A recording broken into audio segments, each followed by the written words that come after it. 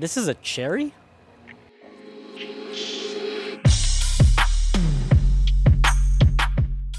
Yes folks, this is a Chery, and they've come a long way from building QQs and they're now building stuff like this. Now this is the Tiggo 8, and it's quite a surprise if I may be honest.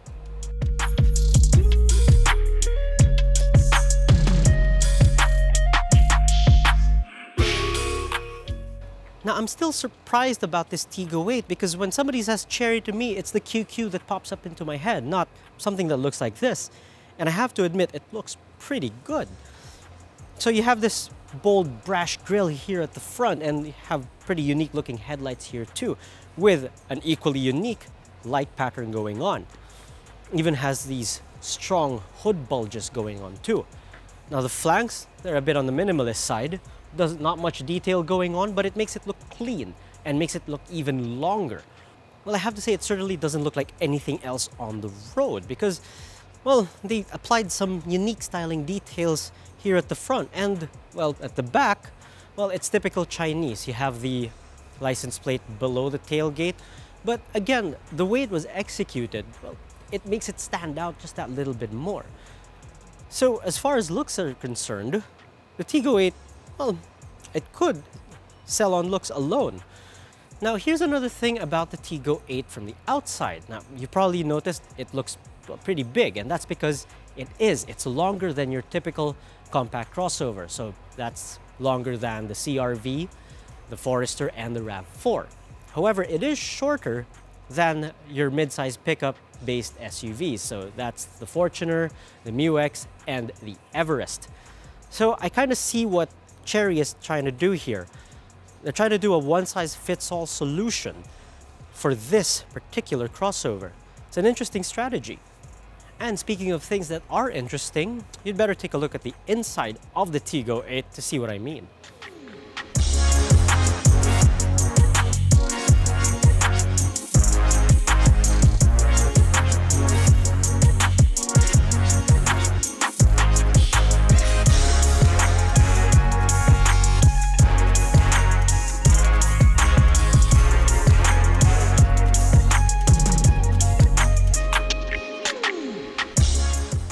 Now, I say the interior is interesting because this wouldn't look out of place in a more expensive vehicle. But no, this is a Chery again.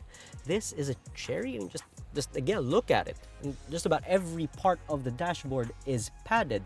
This front face is padded, so is the dash top, and even the little panel just below the instrument cluster is soft to touch. The dash is padded, the door panels, well, Chery did something interesting here. Now, you'd think this is soft touch, but it's actually hard plastic underneath this. So what they did was wrap the plastic panel around a leatherette material. So it still looks premium and high-end, but when you start touching it, when you start knocking on it, that's when you realize, oh, it's actually hard plastic in there. There's no padding. But it's a neat little visual trick, don't you think? But other than the door tops, the side panels of the door, again, they're soft touch and they feel premium to touch too. So again, this is a Chery, and the design itself, well, it's modern and contemporary, and dare I say it, even a little bit European with these slim air conditioning vents and your fully digital instrument cluster. And you could change the display on it too. Then we come to the center stack here, which is mostly haptic touch. There's not much in the way of buttons. It sort of reminds me of the Land Rover Discovery Sport I tested a couple of months back. And it does work, and does put out these little beeps here and there. And really the only physical buttons on this panel is to turn on the air conditioning, to set it on automatic, and to sync the dual zone climate control. Now for the infotainment system. Now some people may find it a bit daunting to use at first because, well, it looks pretty high-tech. But thankfully there are physical buttons. So there's a home button, so to bring you back onto the main screen. There's a phone button, so you don't have to dig around the phone book. There's a settings button, so you don't have to dig around. And thankfully there are physical buttons for the volume, so you don't have to slide around the screen. Now the screen itself, the graphics are pretty crisp and clear. I also have to say response is fairly quick too. But if you can be bothered to dig around the infotainment screen, this comes standard with Apple CarPlay. So just plug it in, it'll basically look like your phone on the screen. It just makes life a lot easier. But that's my opinion. I know some people who don't like using Apple CarPlay, but that's them.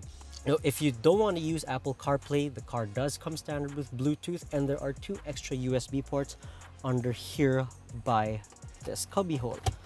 But let's say you're the kind of person who likes to play around with the infotainment system. You're going to be in for a nice, pleasant surprise here and there. So you head to the cloud drive, and you have settings and vehicle settings. In vehicle settings, there's a lot of things you can change. You can turn on the courtesy lights, or intelligent open as they say. So when you get close to the car, it lights up and it unfolds the power mirrors. So there's a cluster. You can change the backlight, and it also has ambient lighting to go along with it. So you have a choice of either green or red. And there's also what they call musical rhythm. So whatever song you're playing, the ambient light tries to follow the beat of that song. Now, personally, I found it, well, a bit distracting, so I just turned it off instead. So we dig in further into the menu, and there's this menu called auxiliary drive, and it shows you side view, around view monitor, 3D, and yes, this car comes with a round view monitor. It's pretty cool.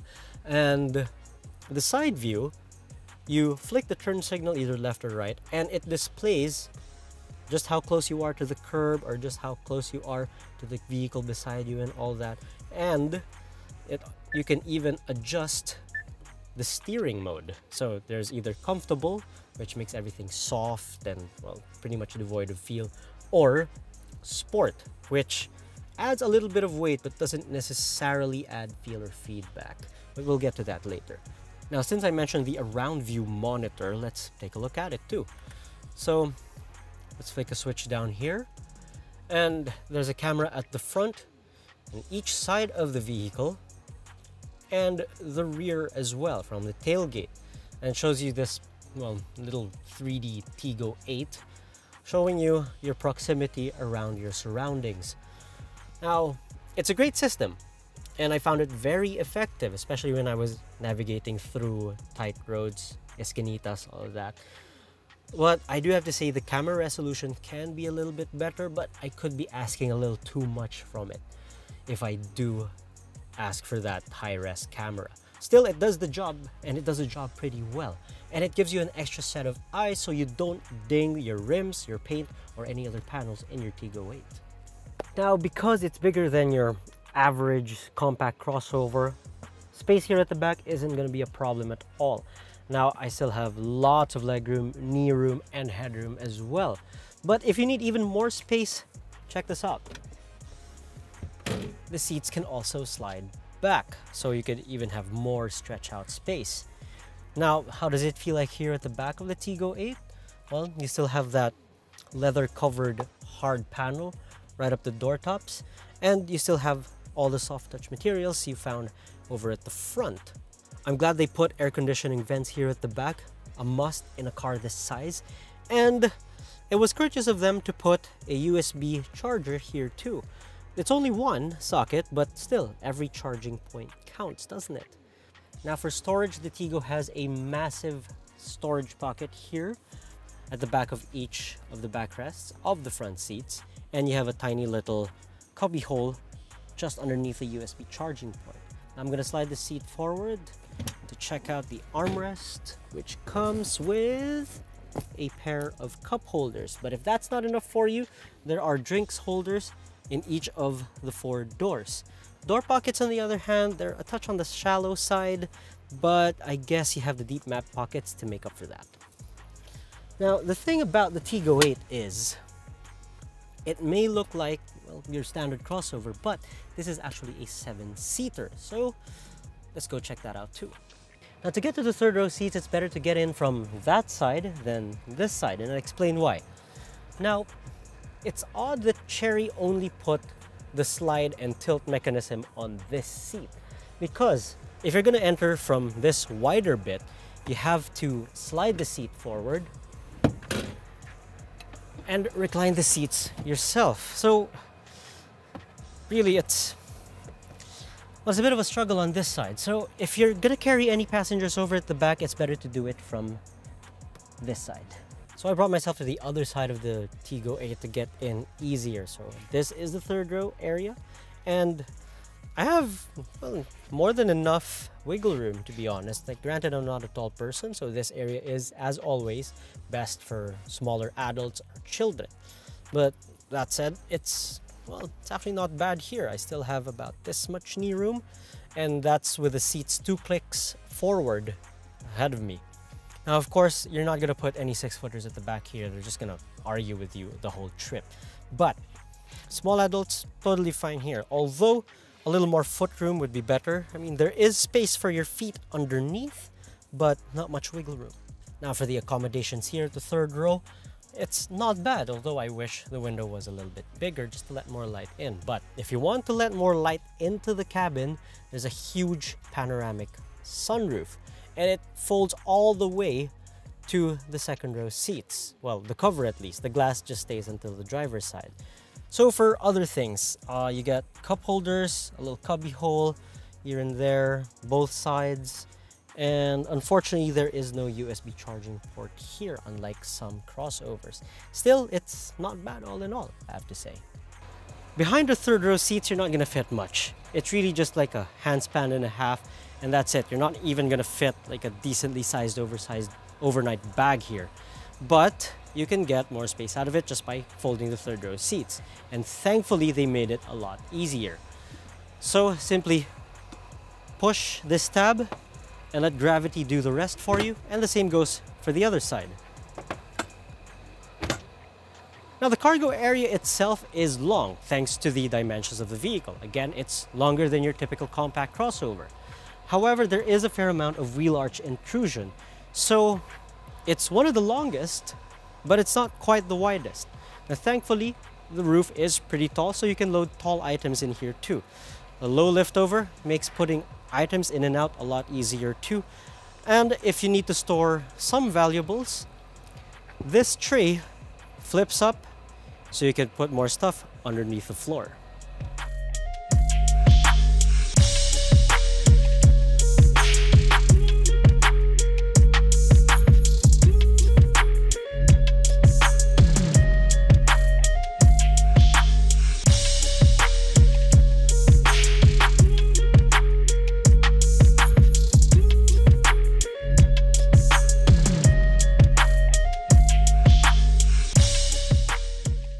So the Tiggo 8 has become a pleasant surprise, at least on the surface. It's got a lot of neat little features, it actually looks good and stuff like that.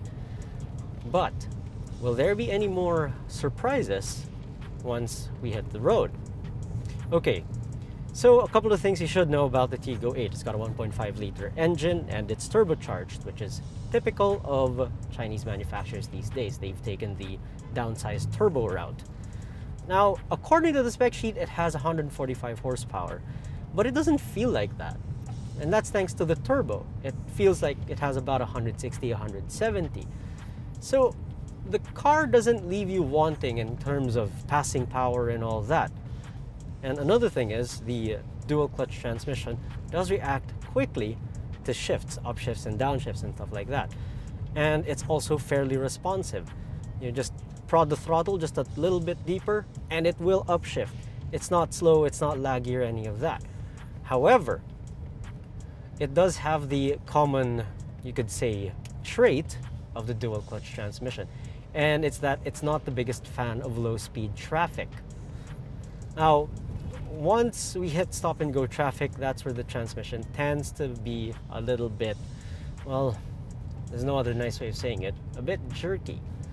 Now, it's not jarringly jerky.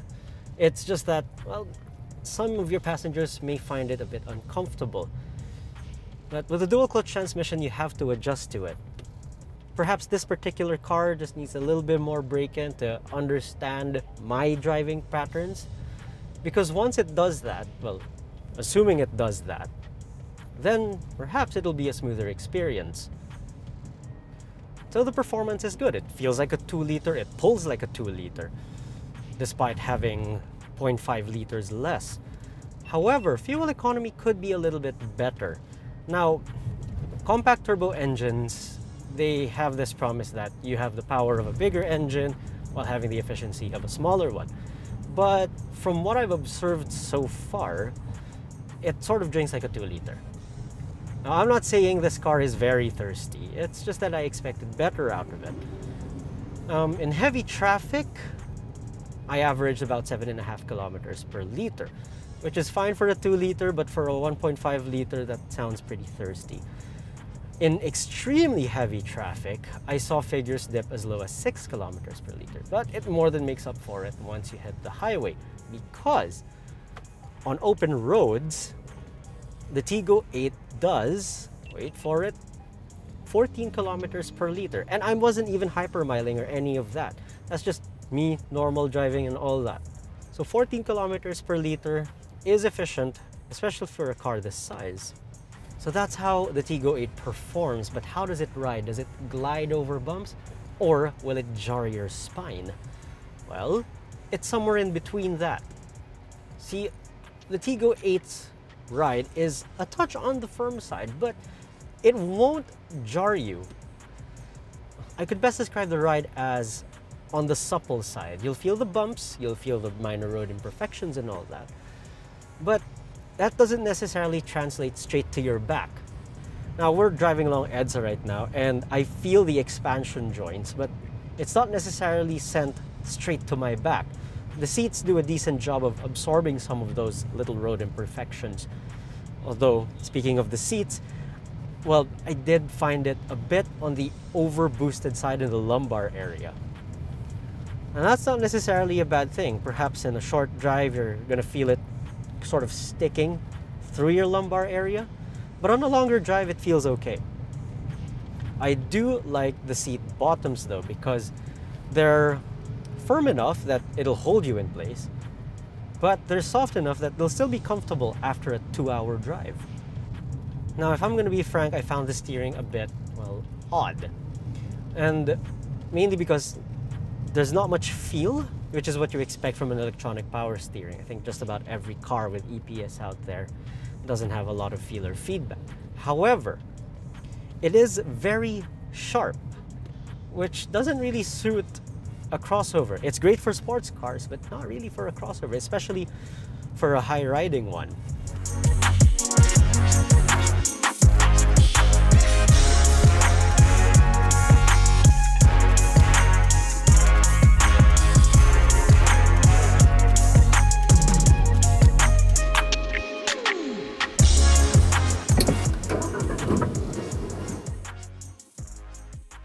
So the Tiggo 8, what do we think? Well, it needs just a little bit more polish, if I may say so myself.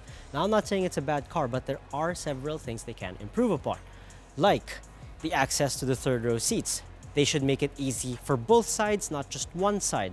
And the transmission, well, if they could find a way to make it shift smoother, that would be great. And maybe could soften the ride just that little bit more, make it a more comfortable experience. Now, for the rest of the car, well, it looks good, it's packed with tech, and, well, you get a lot of car for the money. So just how much exactly is the Tiggo 8? Well, this one, particular one, is 1,340,000 pesos. And, well, you get a lot of stuff for that money. I mean, you got a lot of tech going on, and you got a lot of space for your passengers. And you even have that giant panoramic sunroof for good measure. Now, I understand if you have some reservations regarding the Tiggo 8. I can already imagine the comment section being filled with hate comments, to be honest. But take the brand out of the equation and see what it offers for you and what it can do for you. And maybe just check it out and see if your mind will be changed for that. While you're at it, do like us on Facebook as well. And don't forget to follow us on Twitter and Instagram. Thanks for watching.